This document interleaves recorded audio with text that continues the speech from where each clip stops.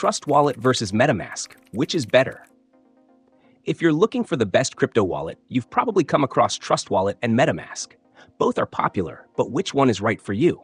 Let's break it down. MetaMask is designed primarily for Ethereum and ERC20 tokens, making it ideal for DeFi users and NFT traders. It supports Ethereum Layer 2 networks like Arbitrum and Optimism, plus EVM-compatible blockchains like Binance Smart Chain and Polygon. It also offers a browser extension and mobile app, making it convenient for Web3 interactions. Trust Wallet, on the other hand, is more versatile.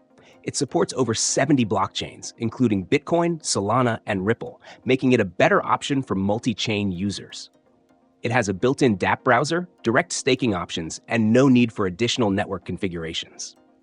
Security is key. Both wallets are non-custodial, meaning you control your private keys. However, MetaMask relies on browser security, which can expose users to phishing attacks. Trust Wallet is entirely mobile-based, reducing exposure to browser vulnerabilities but limiting desktop access. Ease of use varies.